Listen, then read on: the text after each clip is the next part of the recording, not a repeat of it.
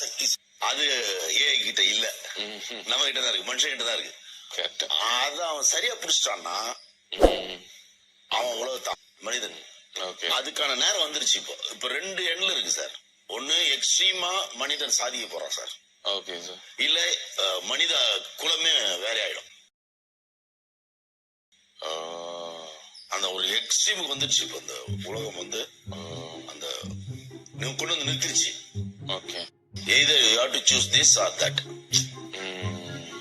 நல்ல leader world லைவ்ல யாராவது வந்தாங்கன்னா மனித குலமே மாறிடும். ஏன்னா இனிமே நீங்க வேலை செய்ய வேண்டிய அவசியம் இல்ல.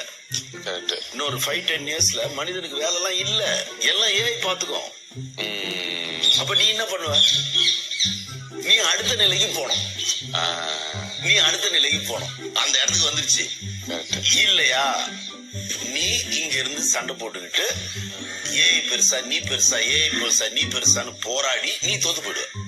ஒரு பெரிய பணக்கார வர்க்கம், அதாவது இருப்பவர்கள் இருக்காங்க இல்லையா, அவங்க டோட்டலா ஆக்கிபை பண்ணி இல்லாதவங்கள அறிவு லெவல்ல மட்டுமே போராடிக்கிட்டு இருக்கவங்க காணாம போயிடும். அந்த இடத்துக்கு வந்துருச்சு. இப்போ இதெல்லாம் தான் நான் ரியலைஸ் பண்ணிட்டு இருக்கேன்.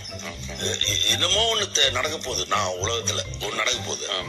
அது என்னது வந்துருச்சு. இப்போ ஏஐ வந்து நம்மள நீ சும்மா நான் பாத்துக்கிறேன் அது வந்துருச்சு இப்போ இல்லையா sir? Music director Antony, Vijay Antony சொல்றாரு, நெக்ஸ்ட் இயர்லாம் எங்களுக்கு வேலை இருக்குமான்றது இல்ல.